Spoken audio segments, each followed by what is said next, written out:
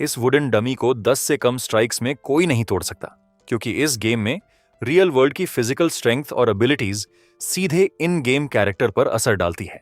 लाखों प्लेयर्स ने अपनी पूरी ताकत लगा दी, यहां तक कि देश के टॉप एथलीट्स भी इस चैलेंज में फेल हो गए। इसलिए अब सब यही मानते हैं कि यह चैलेंज लगभग इम्पॉसिबल है। फिर भी बहुत सारे प्लेयर्स इसे ट्राई करना चाहते हैं, क्योंकि इसे कंप्लीट करने पर 50 मिलियन का एक्सक्लूसिव गेम कैप्सूल और सभी एबिलिटी स्टैट्स में 5 पॉइंट्स मिलते हैं। तभी भीड़ के पीछे से आखिरी चैलेंजर सामने आता है, जिसे धरती का सबसे ताकतवर इंसान कहा जाता है, जो इंसान से ज्यादा किसी जानवर जैसा दिखता है। लोगों में अफवाह है कि यह अपने खाली हाथों से ब्लैक बेयर को मार सकता है। वो अपनी पूरी ताकत इकट्ठा करके डमी पर एक जोरदार घूंसा मारता है। डमी पीछे धकेली तो जाती है, लेकिन उस पर कोई खरोंच तक नहीं आती। गेम डेवलपर्स भी मन ही मन दुआ कर रहे हैं कि यह कामयाब हो जाए, क्योंकि अगर यह भी फेल हुआ तो प्लेयर्स में नाराजगी फैलेगी और नेगेटिव फीडबैक की बाढ़ आ जाएगी। लेकिन अफसोस, यह विशालकाय इंसान भी वुडन डमी को नहीं तोड़ पाता और गुस्से में चिल्लाते हुए पीछे हट जाता है। फिर भीड़ में से एक एकदम आम दिखने वाला लड़का आगे बढ़ता है। वो इतना साधारण लगता है कि किसी को जरा भी उम्मीद नहीं, खासकर जब उसके हाथ में एक सस्ती सी शॉप की तलवार हो। लेकिन वो एक ही स्ट्राइक में वुडन डमी को बीचों बीच से 2 टुकड़ों में काट देता है और पल भर में चैलेंज कंप्लीट कर लेता है। डेवलपर्स भी हैरान रह जाते हैं, पर तभी उनकी नजर उस तलवार पर पड़ती है। वो तलवार कोई साधारण हथियार नहीं है, यह एक एपिक ग्रेड वेपन है जिसका नाम है रेडिएंट लाइट, और बिगिनर एरिया में इस तरह की तलवार मिलना नामुमकिन है।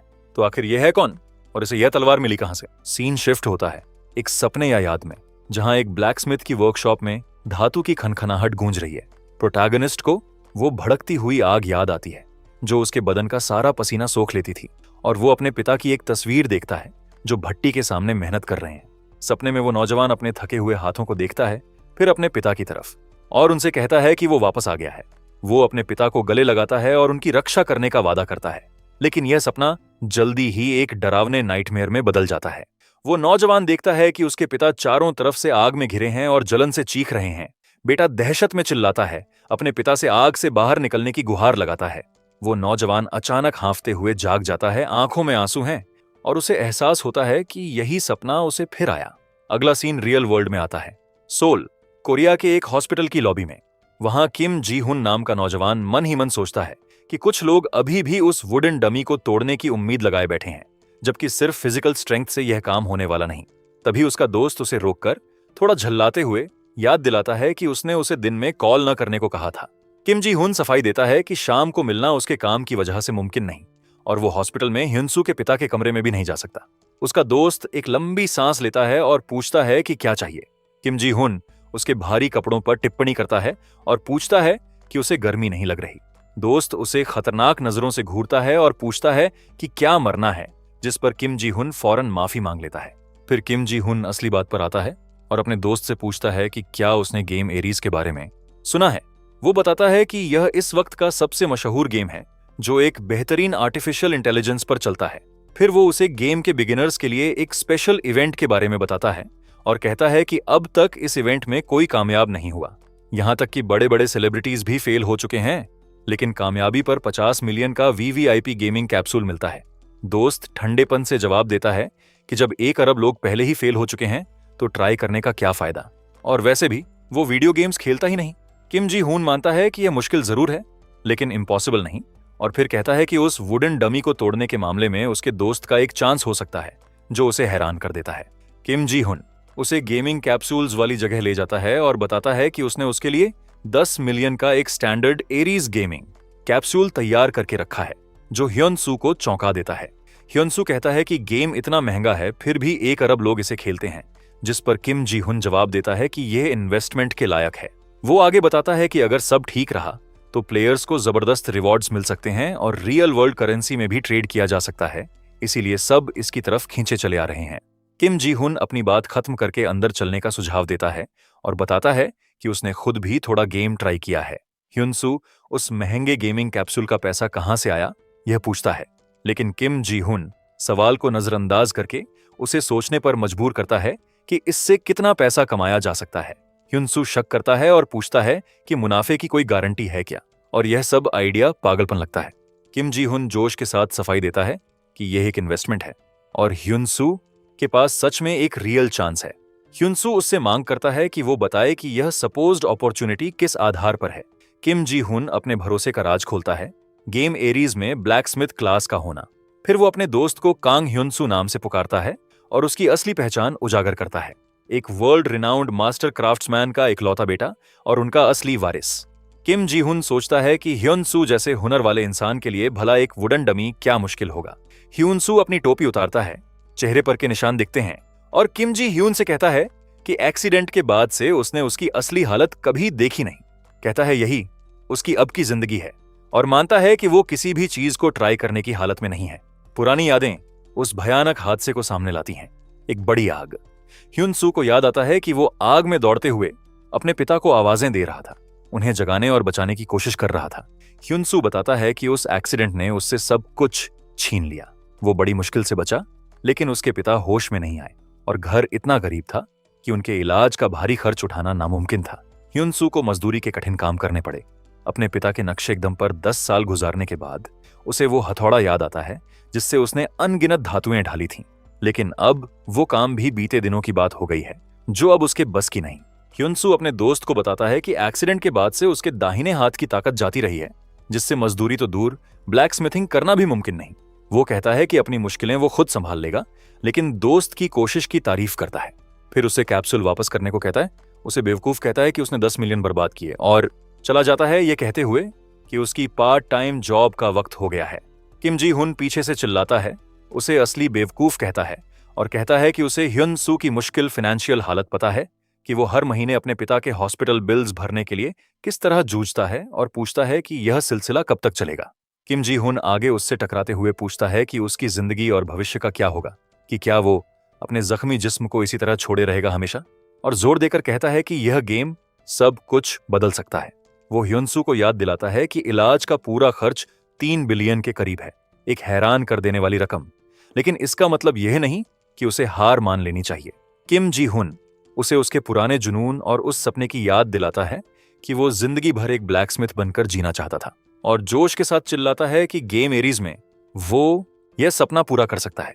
किम जी हुन 10 मिलियन की जिम्मेदारी खुद लेने का वादा करता है और ह्युनसू से बस एक बार सुनने की गुजारिश करता है, बस एक ट्राई, और उसके बाद वो उस पर कोई दबाव नहीं डालेगा। ह्युनसू के दिमाग में आग और उसमें फंसे पिता की तस्वीर फिर से उभरती है। वो चुपचाप खड़ा अपने कांपते और कमजोर दाहिने हाथ को देखता रहता है। सीन एक कंस्ट्रक्शन साइट पर शिफ्ट होता है जहां उसे काम करना है। वहां ह्युनसू काम में ध्यान लगाने की कोशिश करता है और मन में सोचता है कि दोस्त किम जी ह्यून ने उसके दिमाग में बेकार की बातें भर दी हैं। खुद को याद दिलाता है कि उसे जल्दी पैसे कमाने हैं पिता के इलाज के लिए। लेकिन काम करते करते धातु की एक जोरदार खनखनाहट उसके दिल में गूंज उठती है और उसके अंदर अपने पुराने दिनों की एक गहरी तड़प जगा देती है। आखिरकार खुद से बेखबर होकर ह्युनसू खुद को उसी गेमिंग कैप्सूल्स वाली जगह वापस आया पाता है और मान लेता है कि धातु की वो आवाज उसे यहां खींच लाई। उसके दिमाग में किम जी हन के जोशीले शब्द गूंजते हैं, ब्लैकस्मिथ बनकर जीने का सपना और एरीज में उसे पूरा करने का मौका।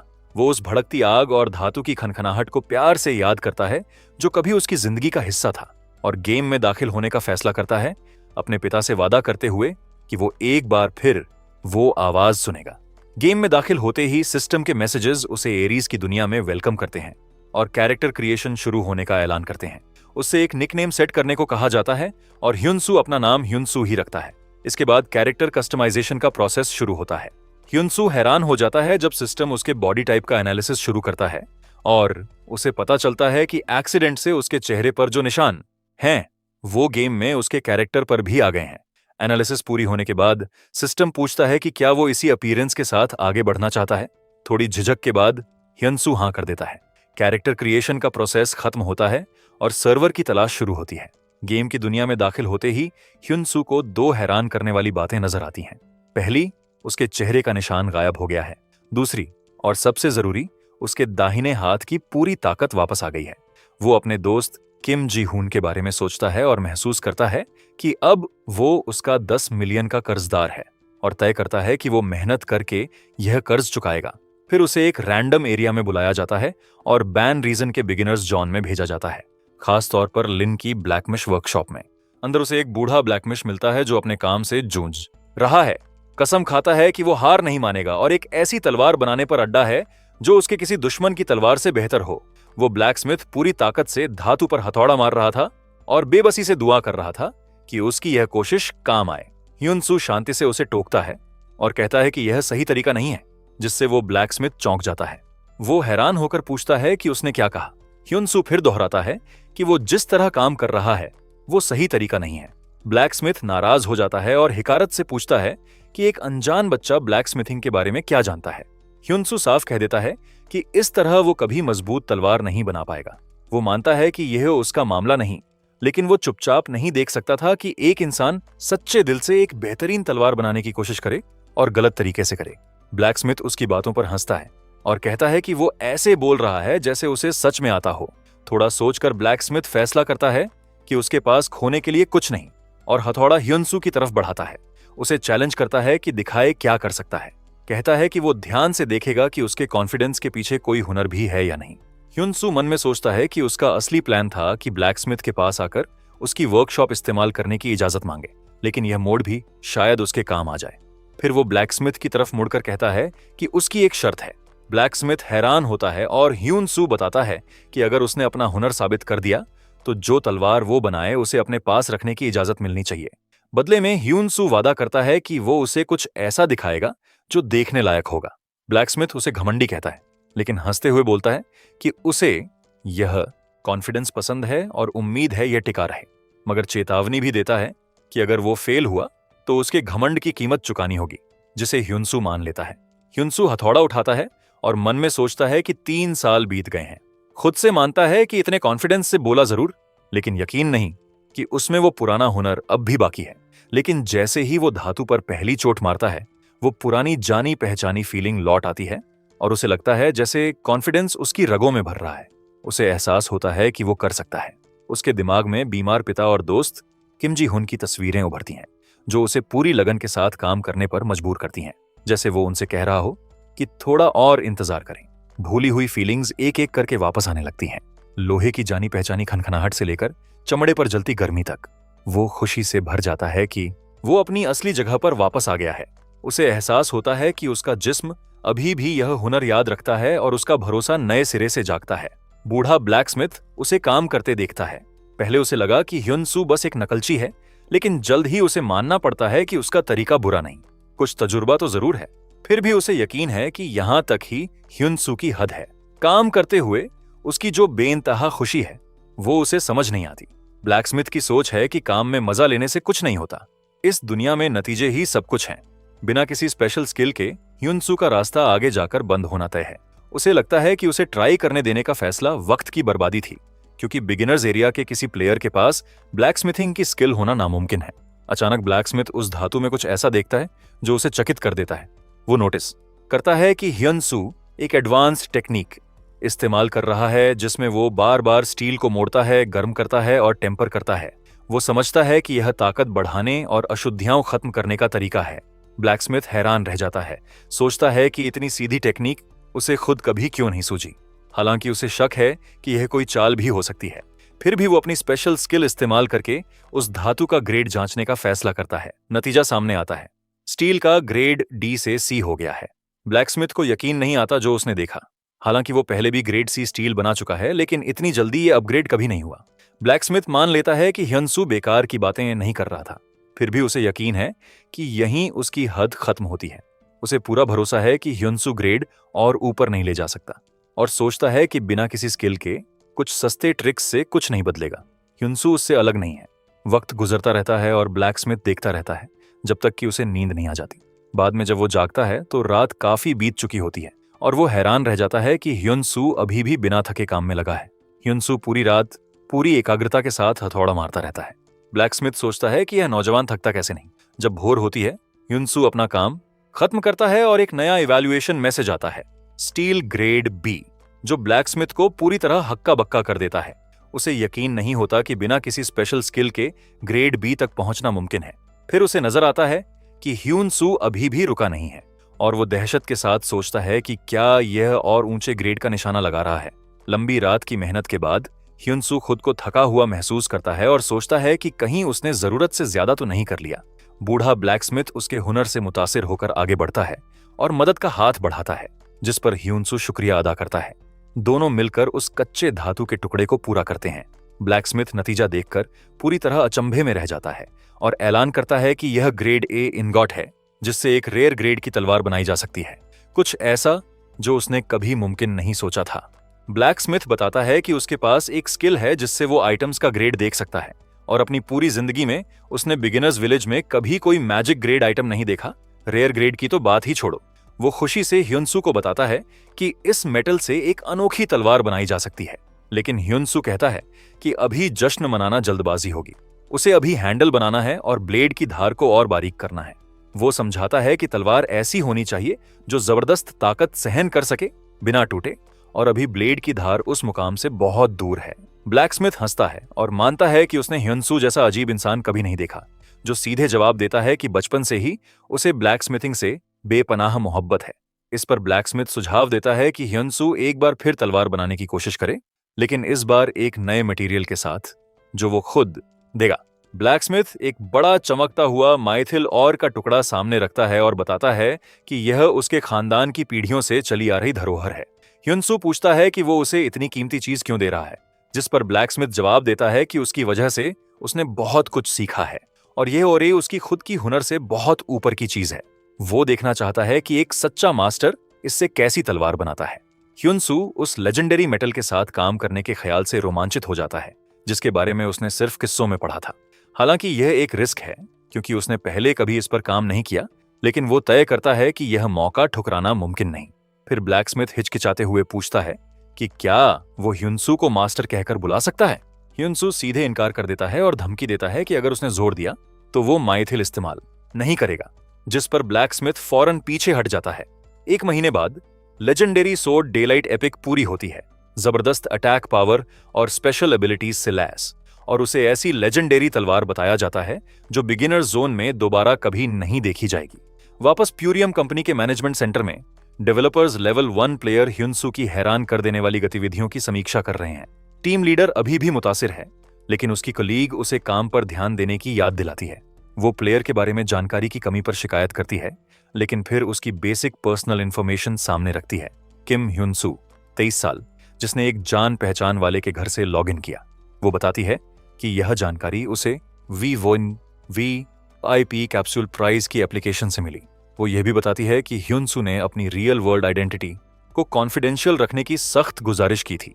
डेवलपर्स हैरान होते हैं कि वो ऐसा क्यों चाहता है, और टीम लीडर नतीजे पर पहुंचता है कि उसके अपने कारण होंगे जो उसे स्पॉटलाइट और फेम से दूर रखते हैं, जो अब उसके रास्ते में आने वाली है। मैनेजमेंट सेंटर में टीम लीडर ह्यूनसू की मौजूदा लोकेशन पूछता है।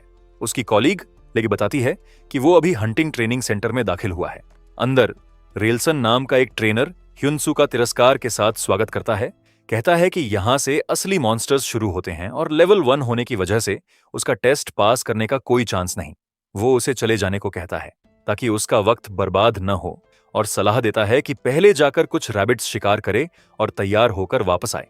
ह्यूनसू अपने ऊंचे स्टैट्स पर भरोसा रखता है जो ट्रेनर को नजर नहीं आते, और साफ कहता है कि वो किसी का वक्त बर्बाद नहीं करेगा। रेलसन बोरियत भरी सांस लेता है, लेकिन मजबूरन मान जाता है और ह्यूनसू से कहता है कि कोई भी तलवार चुने और उसके पीछे आए। ह्यूनसू कहता है कि अगर कोई भी तलवार चलेगी तो वो अपनी खुद की तलवार इस्तेमाल करना पसंद करेगा। नरेशन बताता है कि ह्यूनसू ने बिगिनर्स जोन में पूरा 1 महीना गुजारा, जिसे आमतौर पर 30 मिनट में पूरा किया जाता है, जिसकी वजह से उसके बेसिक स्टैट्स में जबरदस्त इजाफा हुआ। इसके अलावा उसके पास उस एरिया की एकमात्र एपिक ग्रेड सोर्ड है, लेकिन वो अभी भी लेवल 1 पर है और बिना किसी क्लास के।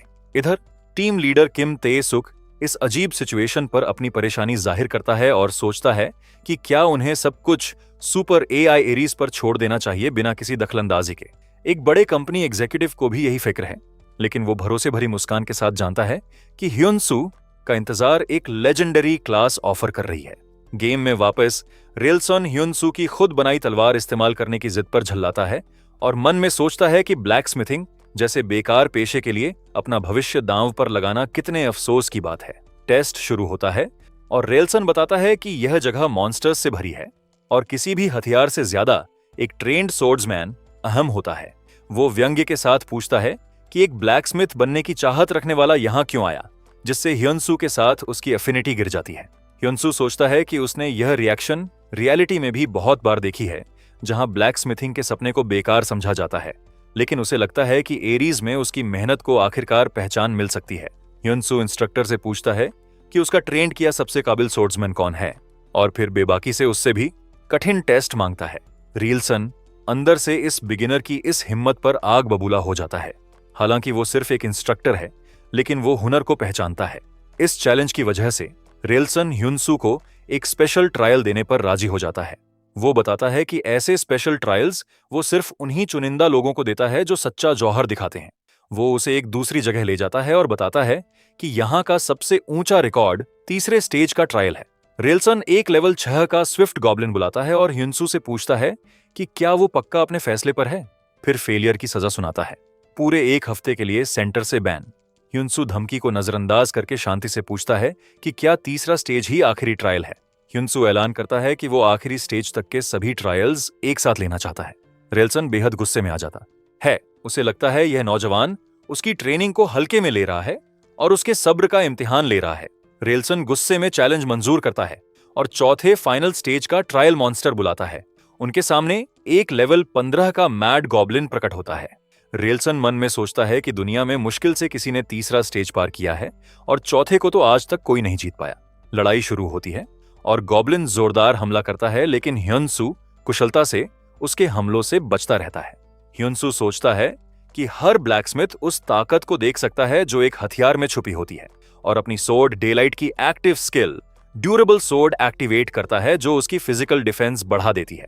तलवार से जबरदस्त पावर निकलती है और ह्युनसू ऐलान करता है कि यहां कोई हथियार उसकी तलवार का मुकाबला नहीं कर सकता।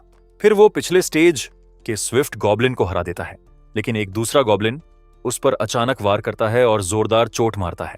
रियलसन नोट करता है कि यह वार क्रिटिकल और पल भर में हुआ, इसीलिए स्विफ्ट गॉब्लिन्स को बिगिनर्स का नाइटमेयर कहा जाता है। रियलसन समझता है कि ह्युनसू अब गया, चाहे हथियार कितना भी अच्छा हो, बिना स्किल के बेकार है। लेकिन उसकी हैरानी के साथ ह्युनसू उस क्रिटिकल हिट के बाद भी बाकी है। उसके 82% हेल्थ पॉइंट्स अभी भी बचे हैं। ह्युनसू अपनी बची रहने की वजह उस लंबे वक्त को बताता है जो उसने वेपन्स बनाने में लगाया, जिसने उसके स्टैट्स खासकर स्ट्रेंथ और वाइटलिटी को काफी बढ़ा दिया। रियलसन ऐलान करता है कि असली खतरा अब शुरू होता है। मैड गॉब्लिन एक special skill thorns of madness इस्तेमाल करता है, जिससे ह्युनसू को चक्कर आने लगते हैं और नजर धुंधली हो जाती है। हालांकि रियलसन ह्युनसू की परफॉर्मेंस से मुतासिर है, लेकिन उसे लगता है यह उसका अंत है और लड़ाई यहीं खत्म होगी। लेकिन ह्युनसू खुद को फोकस करने का फैसला करता है, अपनी बनाई तलवार पर भरोसा रखता है और अपनी पूरी ताकत झोंक देता है। वो अपनी सोर्ड डेलाइट की passive skill Swift blade activate करता है, जो उसकी अटैक स्पीड को काफी बढ़ा देती है। ह्युनसू एक के बाद एक तेज हमले करता है और महसूस करता है कि इस तरह वो लेवल्स का फासला पाट सकता है। डेवलपर्स बैटल को अचंभे की हालत में देख रहे हैं। एक आखिरी वार के साथ ह्युनसू बाकी बचे गॉब्लिन्स को हरा देता है। रियलसन हैरान और खुश होकर चिल्लाता है कि इस नौजवान ने वो कर दिखाया जो कोई नहीं कर सका। वो ह्युनसू की तारीफ करता है, कहता है कि उसके हर वार ने ब्लेड की असली ताकत बाहर निकाली, चाहे वो अंदाजे से लगे हों, और उत्साह के साथ सोचता है कि जरूर उसने पहले सोर्ड्समैनशिप की ट्रेनिंग ली होगी। ह्युनसू बताता है कि उसने बस यह सीखा था कि एक ब्लैकस्मिथ को अपने बनाए हथियार चलाने आने चाहिए, बस इतना ही। रियलसन ह्युनसू की बाहों पर मसल्स और निशान देखता है जो उसकी मेहनत की गवाही देते हैं।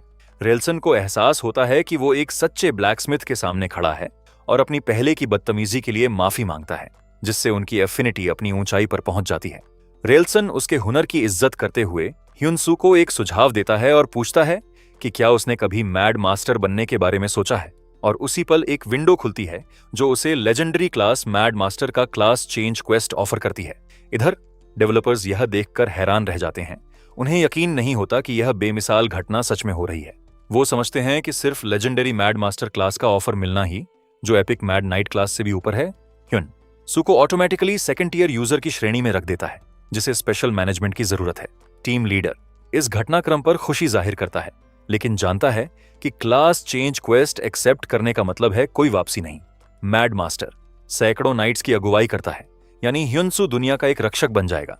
गेम में रियलसन ह्युनसू से ऑफर एक्सेप्ट करने की गुजारिश करता है और भरोसा दिलाता है कि उसके हुनर से वो नाइट्स का बादशाह बन सकता है। लेकिन ह्युनसू विनम्रता से लेकिन दृढ़ता के साथ यह ऑफर ठुकरा देता है। साफ कहता है कि वो एक ब्लैकस्मिथ है, नाइट नहीं। गेम में और मैनेजमेंट सेंटर में सब हैरान रह जाते हैं। रेलसन प्रशंसा भरी हंसी के साथ फट पड़ता है और ह्युनसू की इस जिद को सच में शानदार बताता है। ह्युनसू मन में सोचता है कि उसे लगा था कि वो कभी हथौड़ा नहीं उठा पाएगा, लेकिन इस गेम में उसे महसूस हुआ कि एक ब्लैकस्मिथ की तरह उसकी जिंदगी नए सिरे से शुरू हो रही है। रेलसन उसका फैसला कबूल करता है और उसे एक हिडन क्वेस्ट के लिए रिकमेंडेशन लेटर देता है जो उसे लोकल लॉर्ड से मिलवाएगा। ट्रायल पास करने के इनाम के तौर पर वो उसे एक पुराने मैड मास्टर की पहनी हुई रस्टी आर्मर देता है, इस भरोसे के साथ कि ह्युनसू इसका कोई ना कोई इस्तेमाल जरूर निकालेगा। रेलसन जोश के साथ उसे हौसला देता है कि वो खुद को साबित करे और वो करके दिखाए जो दूसरे नहीं कर सके। ह्युनसू वादा करता है कि वो पूरी कोशिश करेगा। डेवलपर्स इस नतीजे पर पहुंचते हैं कि ह्युनसू ने अपना सबसे बड़ा संकट पार कर लिया और उसमें जो चिंगारी है वो अभी भी जिंदा है। ह्युनसू ने अब ब्लैक स्मिथिंग के गॉड बनने की राह पर अपना पहला कदम रख दिया। सिस्टम के मैसेजेस ट्यूटोरियल ट्रेनिंग पीरियड के खत्म होने और मेन क्वेस्ट शुरू होने का ऐलान करते हैं। असली गेम अब शुरू होता है, लेकिन आगे बढ़ने से पहले ही उसे अचानक गेम से लॉग आउट कर दिया जाता है। वो रियलिटी में वापस आता है और उसे याद आता है कि उसे गैस बिल जैसी जिम्मेदारियां वो निभानी हैं। वो अपना बैंक अकाउंट चेक करता है, लगभग खाली। उसे एहसास होता है कि उसकी पहली प्रायोरिटी है अपने पिता की हॉस्पिटल फीस और घर का खर्च संभालना। उसका दोस्त किम जी हुन उसे कॉल करता है और पूछता है कि उसने ट्रेनिंग जोन खत्म किया या नहीं। ह्युनसू जवाब देता है कि वो अभी विलेज पहुंचा है। किम जी हुन जोश के साथ उसे पहले ऑक्शन हाउस जाने को कहता है। वो समझाता है कि वहां आइटम्स गोल्ड में बेचे जाते हैं और गोल्ड को रियल मनी में बदला जा सकता है। यही असली वजह थी जो उसने ह्युनसू को एरीज में लाया। किम जी हुन अपनी बात खत्म करते हुए कहता है कि उसने ह्युनसू और उसके पिता की बनाई तलवारों से बेहतर कुछ नहीं देखा। वो फोन पर ह्युनसू का हौसला बढ़ाता है, कहता है कि जब उसे 99.9% सिंक्रोनाइजेशन वाला वीवीआईपी कैप्सूल मिलेगा तो उसका एक्सपीरियंस और भी जबरदस्त होगा, और उसे कहता है कि वो अपने काम से दुनिया को भर दे। ह्युनसू शुक्रगुजार होता है और उसका शुक्रिया अदा करता है। कॉल के बाद ह्युनसू को लगता है कि उसका रास्ता अब साफ है। वो तय करता है कि क्राफ्टिंग और क्वेस्ट्स पर ध्यान देकर गोल्ड कमाएगा। यह भी समझता है कि इसके लिए उसे अपनी स्टैमिना भी संभालनी होगी, इसलिए ह्युनसू एक्सरसाइज शुरू करता है। दौड़ते हुए उसे एहसास होता है कि गेम खेलने में काफी एनर्जी लगती है, हालांकि रियल ब्लैक स्मिथिंग की मेहनत के आगे यह कुछ नहीं। दौड़ते दौड़ते वो अपने पिता से वादा करता है कि वो डटा रहेगा और यह सुनिश्चित करेगा कि वो एक दिन जागे। ह्युनसू एरीज की दुनिया में वापस आता है और सीधे ऑक्शन हाउस में दाखिल होता है। वो अपनी शॉप का नाम रखता है ह्युन्स फॉर्ज। ह्युनसू इंतजार करता है जब तक उसकी शॉप टूल तैयार होती है। सिस्टम के शॉप बनाने के बाद उसे यह एबिलिटी मिल जाती है कि वो कहीं से भी कभी भी ऑक्शन पैनल इस्तेमाल कर सके। ह्युनसू सोचता है कि पहले क्या बेचे, और उसे याद आता है कि वर्कशॉप में बनाया एक प्रोटोटाइप उसके पास है। वो अपनी पहली तलवार की डिटेल्स देखता है, एक रेयर ग्रेड सोर्ड, और याद करता है कि ऐसी तलवारों की एवरेज मार्केट प्राइस करीब 70 गोल्ड पीसेस है और दोस्त ने उसे बहुत सस्ते में न बेचने की सलाह दी थी। वो तलवार 100 गोल्ड पीसेस में लिस्ट करता है। फिर इंतजार के दौरान विलेज सिस्टम्स एक्सप्लोर करने का इरादा करता है। सभी प्लेयर्स को इस सेल का अलर्ट भेजा जाता है। कहीं और एक प्लेयर नोटिस करता है कि ऑक्शन बोर्ड पर एक असामान्य पोस्ट की वजह से हलचल मच गई है। ह्युनसू की तलवार की बिडिंग तेजी से बढ़ती है और 300 गोल्ड पीसेस को पार कर जाती है। ये गोल्डन शील्ड गिल्ड के एक मेंबर की नजर में आ जाता है, जो भागकर गिल्ड के वाइस कैप्टन को इस अमेजिंग आइटम के बारे में बताता है। मेंबर समझाता है कि तलवार बनाने वाला एक लेवल 1 प्लेयर है जिसके पास कोई क्लास नहीं, और उसने सबसे साधारण रॉ मटेरियल से बेहतरीन तलवार बनाई है जिसमें एनहांसमेंट का ऑप्शन भी है। वाइस कैप्टन सिचुएशन का विश्लेषण करता है, कहता है कि कमजोर मटेरियल्स से एनहांसमेंट की सक्सेस चांस कम होती है, यानी क्रिएटर ने कॉस्ट बचाने में समझदारी दिखाई। वो नतीजे पर पहुंचता है कि थोड़े से इन्वेस्टमेंट के साथ यह वेपन लेवल 50 तक काम का रह सकता है। यह भी नोट करता है कि तलवार का नाम फर्स्ट सोर्ड इसे कलेक्टर्स के लिए एक कीमती पहला नग बनाता है। वाइस कैप्टन को एहसास होता है कि इस काबिल क्राफ्ट्समैन का काम सबसे पहले ढूंढने और खरीदने की जो प्रतिष्ठा मिलेगी वही असली फायदा है, और वो खरीदने का फैसला करता है। इधर ह्युनसू थोड़ा शर्मिंदा और बेचैन महसूस करता है। सोचता है कि उसकी तलवार बिकेगी भी या नहीं, क्योंकि ये तो बस एक प्रैक्टिस पीस था। अचानक एक नोटिफिकेशन आती है, ह्युन्स फर्स्ट सोर्ड बिक गई। ह्युनसू हैरान रह जाता है कि इतनी जल्दी बिक गई। वो फाइनल सेलिंग प्राइस चेक करता है और देखकर दंग रह जाता है। 100 में लिस्ट की थी, 1080 गोल्ड पीसेस में बिकी। उसे जल्दी एहसास होता है कि यह रकम 10 लाख कोरियन वन से भी ज्यादा है, और वो खुशी और बेयकीनी के मिले जुले जज्बे से भर जाता है। ह्युनसू पता करता है कि खरीदार गोल्डन शील्ड गिल्ड है और उसे उनकी तरफ से एक मैसेज आता है जिसमें बधाई दी गई है और एक्सक्लूसिव सेल्स कॉन्ट्रैक्ट या गिल्ड में शामिल होने की पेशकश की गई है। वो गिल्ड के बारे में जानकारी देखता है और भी हैरान हो जाता है। यह 7,80,000 फॉलोअर्स वाला एक विशाल ब्लैक स्मिथिंग गिल्ड है। ह्युनसू को दोस्त किम जी हुन की बात याद आती है कि फॉलोअर्स हासिल करना लेवलिंग अप से भी मुश्किल है, और फॉलोअर्स की बड़ी तादाद का मतलब है यूजर्स की गहरी दिलचस्पी जो सीधे मुनाफे में बदल सकती है। वो अपनी शॉप ह्युन्स फोर्ज का फॉलोअर काउंट चेक करता है, सिर्फ 82। लेकिन जब वो अपना मैसेज बॉक्स खोलता है तो वो तमाम गिल्ड्स के ज्वाइन करने के रिक्वेस्ट से भरा पड़ा है।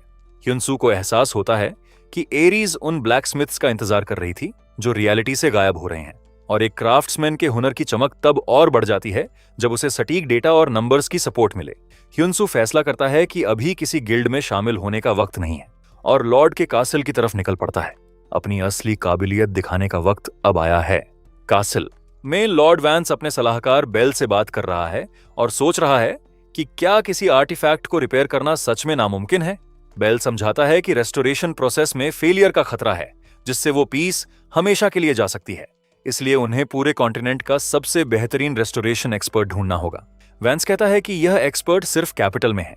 बेल कंफर्म करता है कि वो एक अजीब इंसान है जो किसी से नहीं मिलता, जिससे उसे बुलाना मुश्किल है। लॉर्ड को दुख होता है कि वो अपना टेरिटरी छोड़कर खुद नहीं जा सकता, खासकर जब वो अनोखी शेप की बो उसके पिता की इकलौती निशानी है।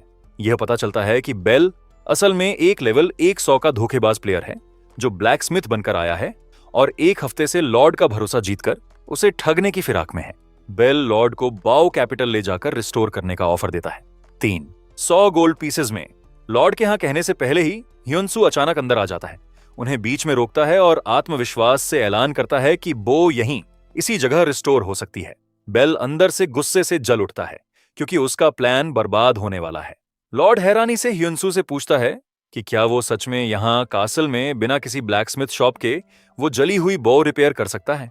लॉर्ड एक गार्ड को उस इंसान की पहचान पूछने का हुक्म देता है और गार्ड जवाब देता है कि यह वही है जो इंस्ट्रक्टर रेल्सन की रिकमेंडेशन लेटर लेकर आया है।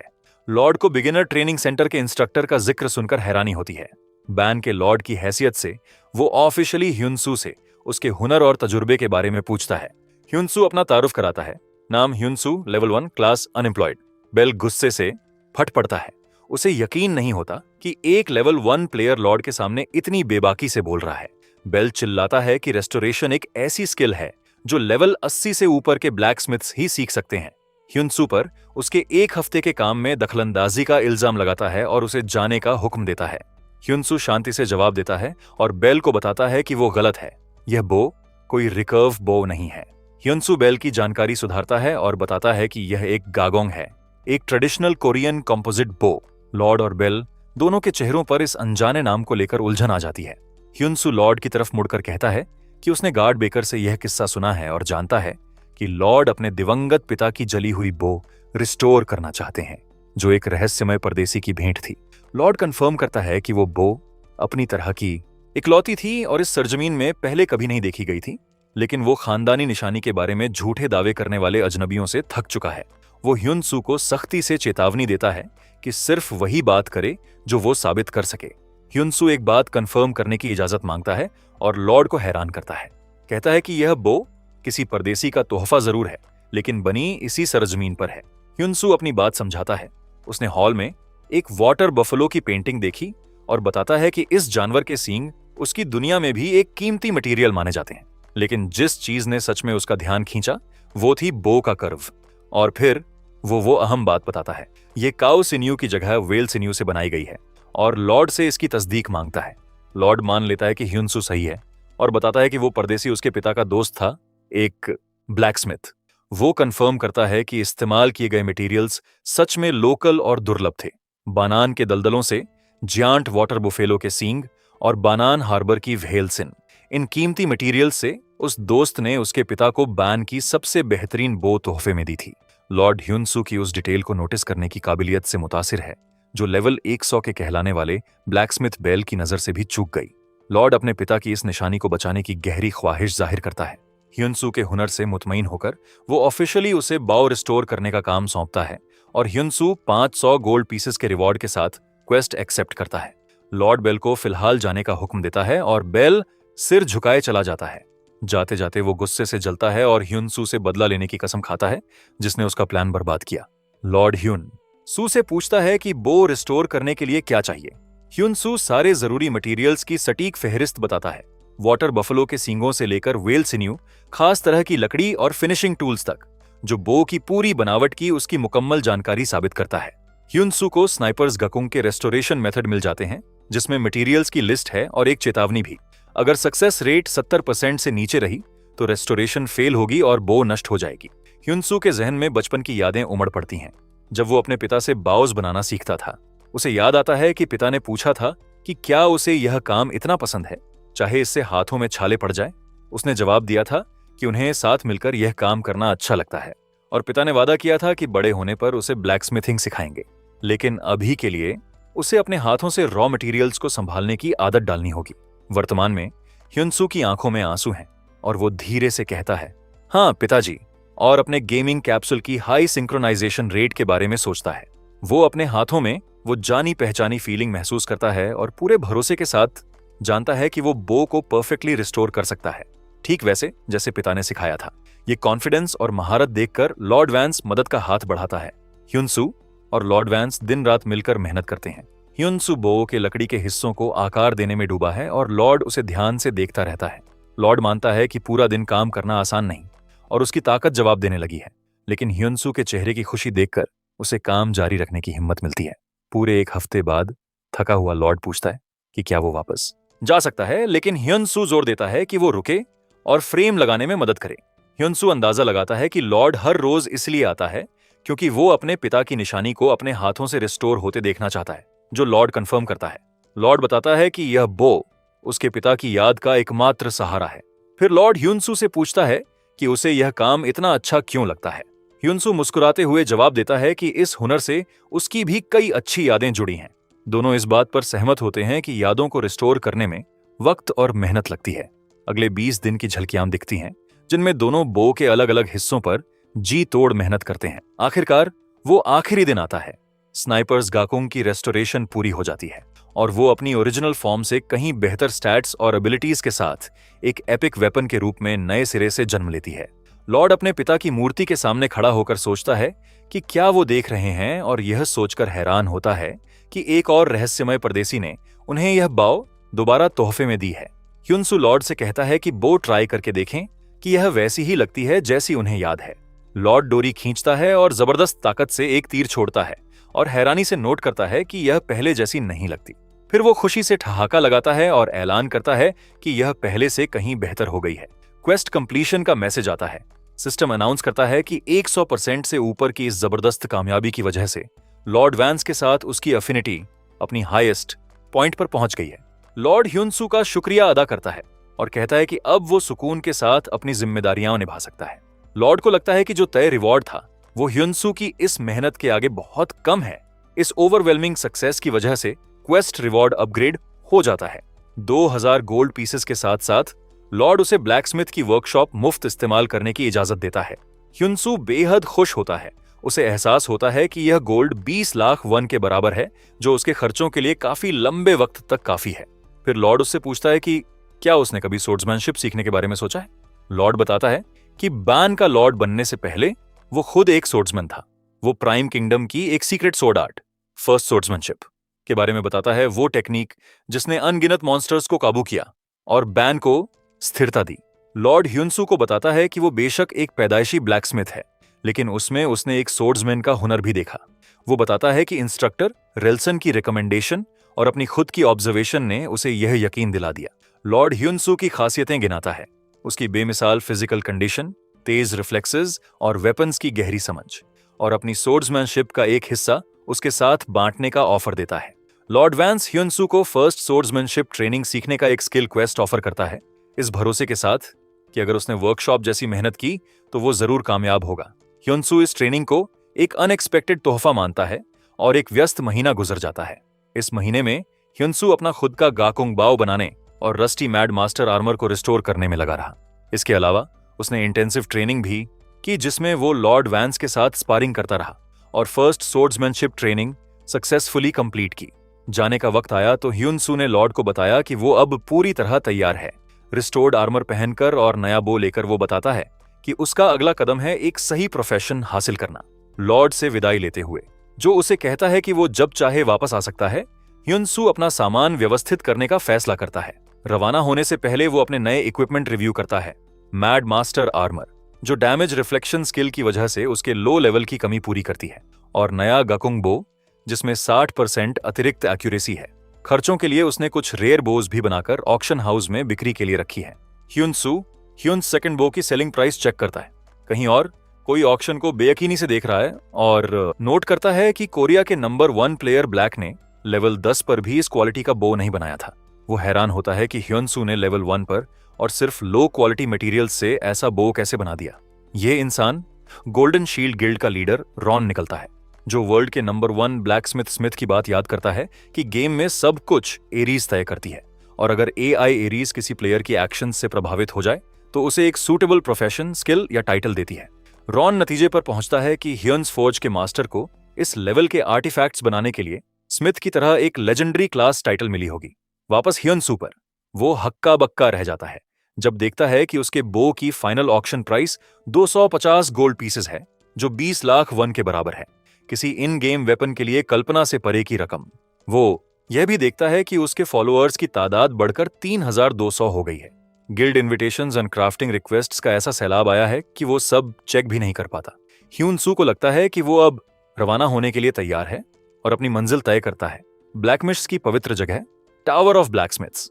वो खूबसूरत नजारों से गुजरते हुए सफर करता है जब तक उस विशाल इमारत तक नहीं पहुंच जाता। पास से उसकी भव्यता देखकर वो दंग रह जाता है, लेकिन एंट्रेंस एक मैजिक सील से बंद है जो जंजीरों में जकड़ा है, और वो सोचता है कि अंदर कैसे जाए। एक सिस्टम मैसेज आता है जो बताता है कि यह tower of the sword maker है, और ब्लैकस्मिथ बनने के लिए उसे मैजिक वर्कशॉप में बनी तलवार से इस सील को तोड़ना होगा। ह्युन-सू सील को एग्जामिन करता है और पाता है कि यह वोल्केनिक बसाल्ट रॉक से बनी है। पास में मैजिक वर्कशॉप का एंट्रेंस मिलता है और वो टेस्ट की तैयारी के लिए अंदर दाखिल होता है। मैजिक वर्कशॉप में ह्युन-सू रूल सीखता है। मटेरियल्स और टूल्स असीमित मात्रा में मिलते हैं, प्रोडक्शन टाइम काफी कम है, लेकिन यहां बनी तलवारें सिर्फ टेस्ट के लिए इस्तेमाल हो सकती हैं। ह्युन-सू टेस्ट के बारे में सोचता है, एक तलवार से स्टोन सील तोड़नी है, और नतीजे पर पहुंचता है कि यह टेस्ट पूरी तरह उसकी क्राफ्टिंग एबिलिटी पर है, खासकर पत्थर काटने में सक्षम तलवार बनाने पर। टावर में कहीं और टावर ऑफ सोर्ड मेकर्स का मास्टर डिंग बैठा नाराजगी से बड़बड़ा रहा है। वो शिकायत करता है कि आने वाला हर शख्स सिर्फ यही पूछता है कि जल्दी पैसे कैसे कमाएं। स्किल्स से घटिया सामान बनाकर बेचने में लगे हैं, असली वर्कशॉप की मेहनत की कोई इज्जत नहीं। डिंग उदासी से ऐलान करता है कि ब्लैकमिश का असली रास्ता मर चुका है और सब सिर्फ गोल्ड के पीछे भागते हैं। इसी निराशा में वो उन्हें एक आसान टेस्ट से ब्लैक स्मिथ का टाइटल दे देता है, यह जानते हुए कि उनकी सतही कोशिशें कभी असली सील नहीं तोड़ पाएंगी। ज्यादा से ज्यादा थोड़ी खरोंच आ जाएगी। जहां डिंग इस काम को नामुमकिन मानता है, वहीं ह्युन-सू डमास्कस सोर्ड बनाने का फैसला करता है। सिस्टम उसे सलाह देता है कि यह सोर्ड सिर्फ प्रोफेशनल ब्लैकस्मिथ्स बनाते हैं और एक सिंपल आयरन डैगर से शुरू करने की सिफारिश करता है, लेकिन ह्युन-सू जिद पर रहता है। उसका मानना है कि जब तक तरीका पता है और मटेरियल्स असीमित हैं, कम से कम ट्राई तो किया जा सकता है। उसे पिता की बात याद आती है कि एक तलवार पत्थर काट सकती है और उन्होंने उसे अपनी खुद की डेवलप की हुई एक स्पेशल फॉर्जिंग मेथड सिखाने का वादा किया था। पिता की सीख से प्रेरित होकर वो भरोसे के साथ काम शुरू करता है। ह्युन-सू के सामने जो पॉसिबिलिटीज हैं, उन्हें देखकर वो रोमांचित हो जाता है। परफेक्ट स्मेल्टिंग फैसिलिटीज और इक्विपमेंट, और इसकी असीमित सप्लाई और कम प्रोडक्शन टाइम, वो गेम को पागलपन भरा बताता है और बेमिसाल जोश और लगन के साथ काम शुरू कर देता है। इधर डिंग अचानक एक जोरदार कंपन से नींद से जाग जाता है और सोचता है कि यह हलचल कहां से आ रही है। उसे एहसास होता है कि पूरा टावर किसी के जबरदस्त हथौड़े की वजह से कांप रहा है। डिंग भागकर देखने जाता है और हक्का बक्का रह जाता है। वो सील्ड स्टोन, जिसे वो अटूट मानता था, बीच से 2 टुकड़ों में बढ़ गई है। डिंग बोलना भूल जाता है जब ह्युन-सू को शांति से खुले एंट्रेंस से चलते हुए आते देखता है। अचंभे के उस लम्हे में डिंग ऐलान करता है कि ब्लैक स्मिथिंग का गॉड आखिरकार प्रकट हो गया। ह्युन-सू उसके पास आता है और सीधे पूछता है कि क्या वो टेस्ट पास हो गया। डिंग जवाब देता है कि वो आम तौर पर एबिलिटी मापते हैं कि तलवार ने पत्थर पर कितना निशान छोड़ा, लेकिन चूंकि ह्युन-सू ने पत्थर को पूरी तरह तबाह कर दिया, वो कुछ माप ही नहीं सके। ह्युन-सू सोचता है कि कहीं इसका मतलब दोबारा टेस्ट तो नहीं। तभी जमीन पर एक चमकता हुआ सर्कल दिखता है। डिंग बताता है कि यह मैजिक सर्कल नहीं बल्कि समनिंग सर्कल है। टावर मास्टर डिंग अपना स्पेशल हैमर ह्युनसू को देता है। ह्युनसू उलझन में उसे एक्सेप्ट करता है और सिस्टम का मैसेज आता है कि उसे डिंग्स हैमर मिल गया। एक नई SS रैंक क्वेस्ट शुरू होती है और डिंग बताता है कि एक असली ट्रायल है जो उसे अब पार करना होगा। गॉड ऑफ ब्लैक स्मिथिंग बनने की शुभकामनाओं के साथ ह्युनसू को अचानक किसी दूसरी जगह पहुंचा दिया जाता है।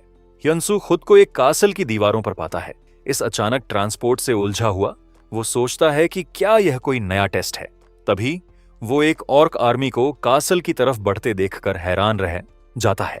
एक SS रैंक क्वेस्ट सामने आती है जिसमें ऑर्क आर्मी को हराना है, जो उसे चौंका देती है क्योंकि उसे समझ नहीं आता कि यह ब्लैक स्मिथिंग क्वेस्ट से कैसे जुड़ी है। दीवार पर मौजूद सोल्जर्स उसे देखते हैं और मास्टर ब्लैक स्मिथ की तरफ से रीइंफोर्समेंट्स आने पर खुशी से चिल्लाते हैं। क्वेस्ट कंप्लीट करने की शर्त साफ होती है, 50 वॉरियर्स में 70% कंट्रीब्यूशन हासिल करो। सप्रेशन स्क्वाड का लीडर हांस, एक लेवल 48 वॉरियर, उसका स्वागत करता है। हांस बताता है कि ऑर्क इन्वेजन तेज होती जा रही है, उनके बहुत से इक्विपमेंट खराब हो चुके हैं और वो ह्युनसू से गुजारिश करता है कि वो अपनी स्किल्स से उन्हें जल्दी रिपेयर करे। ह्युनसू साफ करता है कि कोई गलतफहमी है, उसने अभी तक ब्लैकस्मिथ क्लास नहीं ली है और उसके पास कोई स्किल नहीं है। हांस हैरानी से पूछता है कि फिर उसके हाथ में यह हैमर क्या है, और ह्युनसू उलझन के साथ समझाता है कि उसे यह क्लास चेंज टेस्ट के हिस्से के रूप में मिला और यहाँ एक एडिशनल टेस्ट के लिए भेजा गया है। जब उसका कॉम्बैट एक्सपीरियंस पूछा जाता है तो वो मान लेता है कि लड़ाई में वो अभी भी पूरी तरह बिगिनर है।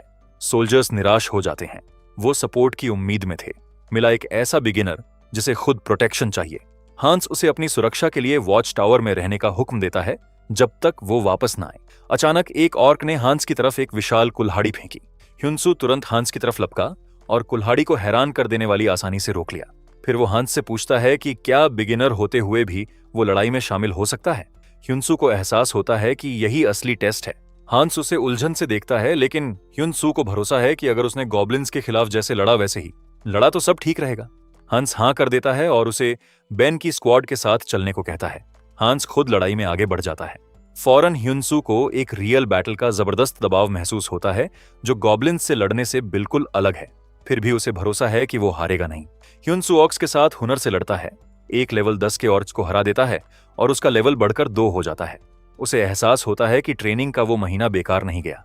बेन उसे बेयकीनी से देखता है, हैरान है कि बिना क्लास के प्लेयर में इतनी ताकत है।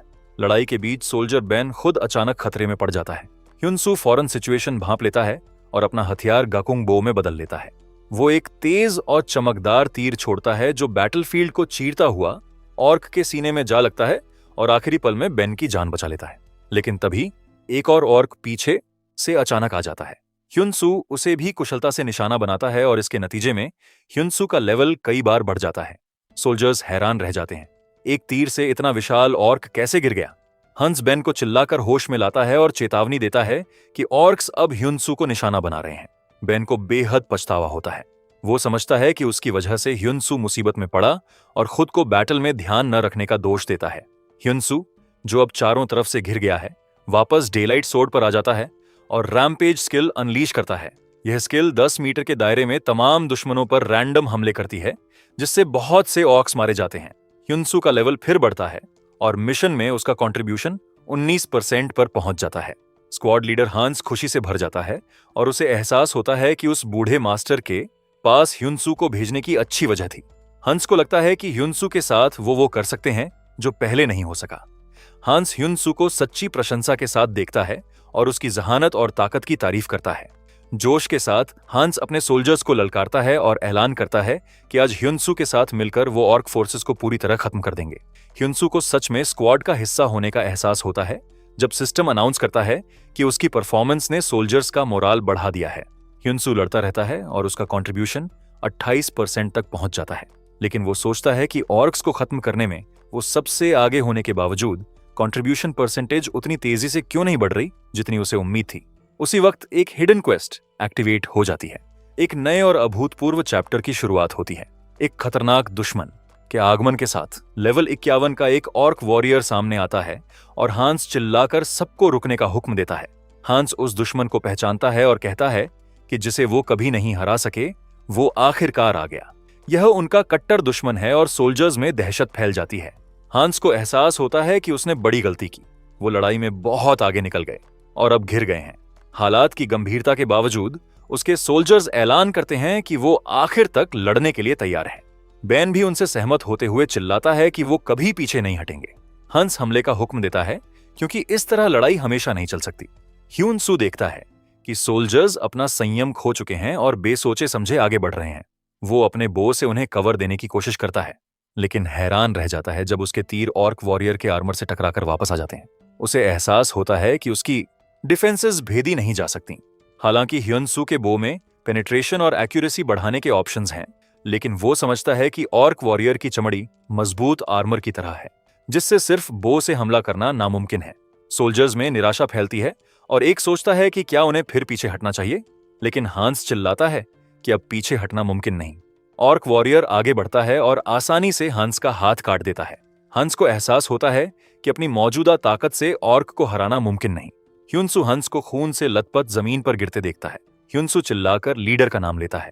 हंस उसे सचेत करने की कोशिश में। ऑक्स की दहाड़ सुनकर सोल्जर्स में खौफ फैल जाता है। एक सोल्जर बेबसी से चिल्लाता है कि वो कुछ भी करे आर्मर नहीं टूटती, और दूसरे को लगता है कि वो सब खत्म हो जाएंगे। उसी लम्हे ह्यूनसू आगे आता है और सोल्जर्स को चिल्लाकर कहता है कि इस तरह लड़ते रहने से सिर्फ नुकसान बढ़ेगा, और उन्हें डिफेंसिव लाइन बनाने का हुक्म देता है। वो उन्हें पीछे जंगल की तरफ जल्दी से रिट्रीट करने का आदेश देता है और भरोसा दिलाता है कि वो जल्दी पहुंचेगा। सोल्जर्स उसके हुक्म मानते हैं, अपने जख्मी लीडर को सुरक्षित जगह पहुंचाने को प्रायोरिटी देते हैं और रीग्रुप करते हैं। बेन उन्हें डिफेंसिव लाइन बनाने का हुक्म देता है। बेन ह्यूनसू को बताता है कि यह तरीका बस थोड़ा वक्त खरीद सकता है, जिस पर ह्यूनसू जवाब देता है कि उसे सिर्फ 5 मिनट चाहिए। बेन भरोसे के साथ हाँ करता है और कसम खाता है कि वो चाहे कुछ भी हो जाए टिके रहेंगे। ह्यूनसू जंगल में गहरे चला जाता है और मन में सोचता है कि क्या तीर सच में मजबूत आर्मर नहीं भेज सकते, और खुद ही जवाब देता है नहीं। वो डिंग का रेप्लिकेटिंग हैमर निकालता है, एक एपिक टूल जो कंज्यूमेबल्स को डुप्लीकेट करने और क्राफ्टिंग टाइम कम करने की एबिलिटी रखता है, और उसे एहसास होता है कि उसका प्लान काम कर सकता है। इधर सोल्जर्स जंगल में ऑर्क के हमले को रोकने के लिए जी जान से लड़ रहे हैं। बेन मन में कहता है कि उसे हर हाल में टिके रहना है। ह्यूनसू ने जो 5 मिनट मांगे हैं, उसे बस उतना होल्ड करना है। बेन कहता है कि उन्हें बस डटे रहना है, लेकिन ऑर्क आर्मी बेरोकाटॉक आगे बढ़ती रहती है। फिर भी बेन जिद पर है कि वो हार नहीं मानेगा और पीछे नहीं हटेगा। जब ऑर्क वॉरियर के हाथों बेन की जान जाने ही वाली होती है, तभी अचानक एक रहस्यमय प्रोजेक्टाइल ऑर्क की तरफ उड़ती है और उसे मार गिराती है। बेन उलझन में बच जाता है और सोचता है कि यह क्या हुआ। पेड़ों के बीच से और प्रोजेक्टाइल्स उड़ती हैं और सटीक निशाने पर ऑर्क्स को जा लगती हैं। ये पता चलता है कि ह्यूनसू ही है जो अपनी छुपी हुई जगह से इन्हें बनाकर चला रहा है। ऑर्क वॉरियर इस नई और अनजान तरकीब पर गुस्से से दहाड़ता है। ह्यूनसू अपने हथियार तैयार करता है, जबकि सोल्जर्स बेसब्री से उसी पर उम्मीदें लगाए देख रहे हैं। ह्यूनसू ने प्योंगजुन नाम के स्पेशल एरोज बनाए हैं, एक रेयर टाइप जिनमें पेनिट्रेशन पावर और स्पीड बहुत ज्यादा है और जो पत्थर भी तोड़ सकते हैं। उसने इन्हें टोंगा नाम के एक बैम्बू गाइड से बनाया और डिंग के हैमर से इन छोटे एरोज के सिरों को डुप्लीकेट किया। इन एरोज को अपने गकुंग बो के साथ कंबाइन करने पर एक सेट इफेक्ट एक्टिवेट होता है जो उसकी अटैक पावर और पेनिट्रेशन एबिलिटी बढ़ा देता है। ऑक्स का जोरदार हमला जारी रहता है और सोल्जर्स बहादुरी से लड़ते हैं ताकि ह्यूनसू के हमले के लिए एक ओपनिंग बन सके। ह्यूनसू मौका देखता है और अपना स्पेशल एरो छोड़ता है जो सीधे ऑन वॉरियर के हेलमेट पर जा लगता है। ह्यूनसू जानता है कि इस तरह के एरो की पेनिट्रेशन पावर एक राइफल शॉट के बराबर है। तीर मोटे आर्मर को भेदता है और एक निर्णायक वार से ऑर्क वॉरियर को खत्म कर देता है। ह्यूनसू का लेवल फौरन 3 बढ़ जाता है। ह्यूनसू को ऑर्क स्लेयर का टाइटल मिलता है जो ऑर्क्स के खिलाफ उसकी अटैक पावर बढ़ाता है और उनमें उसका डर पैदा करता है। बाकी बचे ऑर्क्स में दहशत फैल जाती है और वो भागने लगते हैं, जबकि सोल्जर्स उनके पीछे दौड़ने के लिए चिल्लाते हैं। ह्यूनसू और सोल्जर्स मिलकर पीछा करते हैं। ह्यूनसू एक भागते ऑर्क के ऊपर कूद जाता है और उसे अपने एरोज से डेडली एक्यूरेसी के साथ निशाना बनाता है। उसे भागने की कोई जगह नहीं देता। वो उस ऑर्क पर एक पियर्सिंग एरो मारता है जो सीधे उसके सिर में जा धंसती है, और थोड़ी देर बाद वो ऑर्क आर्मी के बाकी बचे हिस्से को पूरी तरह खत्म कर देते हैं। लड़ाई खत्म होती है और इन्वेडिंग ऑर्क आर्मी को दबाने का मिशन कंप्लीट हो जाता है।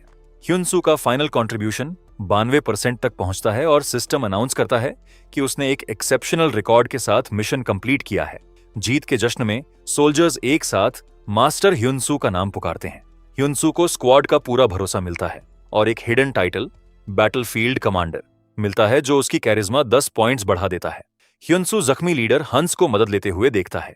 हंस जज्बाती होकर ह्यूनसू को बताता है कि वो हमेशा से इतना डिफेंस पर फोकस्ड रहते थे कि उसने कभी नहीं सोचा था कि वो ऑर्क्स को हराने की अपनी पुरानी ख्वाहिश पूरी कर पाएंगे।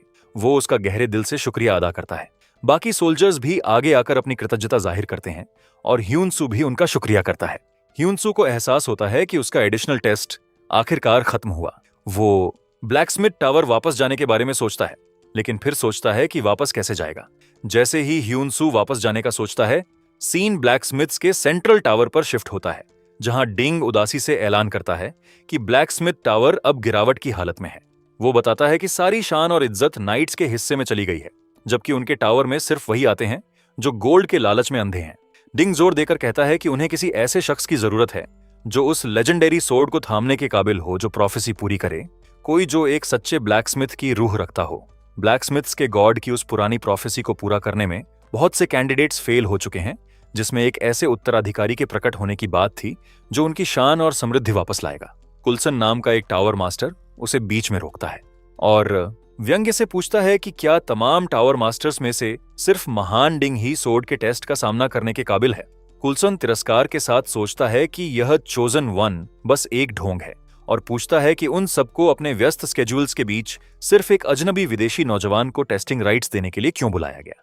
डिंग पलटकर कोल्सन को डांटता है और पूछता है कि क्या उसने उसकी भेजी चिट्ठी नहीं पढ़ी। समझाता है कि ह्यूनसू ने यह हक उनके रखे हुए टेस्ट को मेरिट पर पास करके कमाया है। डिंग आगे बताता है कि ह्यूनसू ने बिना क्लास चेंज किए ब्लैकस्मिथिंग में, सोल्जर्स की अगुवाई में और ऑर्क वॉरियर्स को खत्म करने में जो हुनर दिखाया है वो अविश्वसनीय है। बाकी सब अनाहिलेशन सुनकर चौंक जाते हैं। उन्हें यकीन नहीं होता कि जिसने अभी क्लास चेंज भी नहीं किया वो ऐसा कर सकता है। डिंग अपनी बात जारी रखता है, बताता है कि यह टेस्ट उस प्रोफेसी के आधार पर बना था जो कहती है कि ब्लैकस्मिथ्स के गॉड का उत्तराधिकारी किसी से भी ज्यादा ताकतवर होना चाहिए, इसीलिए आखिरी जवाब यह तलवार खुद देगी। डिंग भरोसा दिलाता है कि वो जल्द ही सच देखेंगे। उसी लम्हे एक गार्ड अनाउंस करता है कि लॉर्ड ह्यूनसू हॉल में पहुंच गए हैं और डिंग उसे अंदर लाने का हुक्म देता है। विशाल दरवाजे खुलते हैं और ह्यूनसू उस शानदार हॉल में दाखिल होता है। डिंग उसका स्वागत करता है और ऐलान करता है कि वो टेस्ट पास कर चुका है और ब्लैकस्मिथ्स के पवित्र सैंक्टम में दाखिल होने का हक उसने कमा लिया है। वो यह भी बताता है कि वो अब ब्लैकस्मिथ्स के गॉड की छोड़ी हुई प्रोफेसी की सोर्ड को चैलेंज करने का भी हक रखता है। डिंग बताता है कि जिस पल वो तलवार थामेगा सब तय हो जाएगा और उसके बाद उसे एक मुनासिब इनाम मिलेगा। ह्यूनसू मुनासिब इनाम वाली बात सुनकर सोचने लगता है और याद करता है कि क्लास चेंज टेस्ट के दौरान उसने एक एडिशनल SS रैंक मिशन भी कंप्लीट किया था। वो सोचता है कि क्या इनाम एक लेजेंडरी क्लास मिलना है।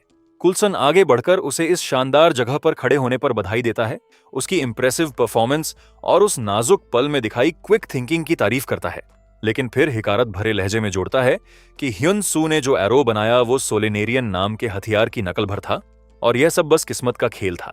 कुल्सन दावा करता है कि उसके पास जो एपिक बो थी उसके बिना वो टेस्ट कभी पास नहीं कर पाता। फिर चालाक मुस्कान के साथ ह्यूनसू को चैलेंज करता है कि तलवार खींचकर देखते हैं किस्मत फिर से साथ देती है या नहीं। ह्यूनसू ब्लैकस्मिथ टावर के असेंबल्ड मास्टर्स को देखता है। उसे एहसास होता है कि ये सब हाई क्लास NPCs हैं और इनमें से हर एक ने एरीज की लेजेंड्स बनाई हैं। वो देखता है कि बो ब्लैकस्मिथ टावर के मास्टर कोल्सन का लेवल 365 है और हॉल में मौजूद हर शख्स के पास ब्लैकस्मिथ्स के रूप में ऐसे टाइटल्स और लेवल्स हैं जो रौब जमाते हैं। हालांकि वो यकीनन इंप्रेसिव हैं, लेकिन ह्यूनसू को नहीं लगता कि उनके सामने उसका हुनर कम है। वो मन में सोचता है कि अगर सिर्फ प्योर स्किल पर मुकाबला हो, बिना किसी टाइटल के सहारे के, तो वो जीत सकता है। जब ह्यूनसू उस लेजेंडरी सोर्ड के पास पहुंचता है, वो अचानक जबरदस्त पावर से चमक उठती है और एनर्जी की एक लहर निकलती है जो डिंग, कोल्सन और वहां मौजूद सबको हिला देती है। सोर्ड तेज चमक के साथ एक डैजलिंग रोशनी में फट जाती है जो पूरे हॉल को अपनी लपेट में ले लेती है। ह्यूनसू हैरानी से सोचता है कि यह क्या हो रहा है जब वो उस चमकदार एनर्जी से घिर जाता है। जब रोशनी छूटती है तो ह्यूनसू खुद को उसी जगह खड़ा पाता है, लेकिन उलझन में सोचता है कि वो तलवार कहां गई जो पूरी तरह गायब हो गई है। डिंग को एहसास होता है कि क्या हुआ और वो खुशी से चिल्लाता है कि यही है प्रोफेसी का पूरा होना। डिंग जोर से हंसता है। उसे एहसास होता है कि वो इतने वक्त से रिचुअल्स और प्रोसीजर्स बनाते रहे, जबकि सच्चे उत्तराधिकारी को अपनी काबिलियत साबित करने के लिए तलवार छूने की भी जरूरत नहीं पड़ी। दूसरी तरफ कुल्सन गुस्से से जल भुन जाता है। जो हुआ उसे मानने में उसे नाकामी होती है। एक सिस्टम मैसेज सामने आता है जो ह्यूनसू को बधाई देता है और एरीज की दुनिया में पहले गॉड क्लास के प्रकट होने का ऐलान करता है। कुल्सन का गुस्सा और भड़क जाता है। वो सोचता है कि यह नौसिखिया इतनी बड़ी ऑनर का हकदार कैसे हो सकता है। सिस्टम मैसेज कंफर्म करता है कि ह्युनसू गॉड ऑफ ब्लैकस्मिथिंग क्लास पर एडवांस हो गया है, जिससे ह्युनसू और डिंग दोनों हैरान रह जाते हैं, क्योंकि यह सिर्फ गॉड क्लास नहीं बल्कि पूरे गेम में अपनी तरह का पहला है। ह्युनसू को एक unique SSS rank title god of blacksmithing मिलता है, जो उसे असाधारण एबिलिटीज देता है। क्राफ्टिंग में अब वो किसी भी मटेरियल लेवल की पाबंदी से आजाद है और जो आइटम बनाएगा उसके हिसाब से उसका एक्सपीरियंस ऑटोमेटिकली बढ़ता रहेगा।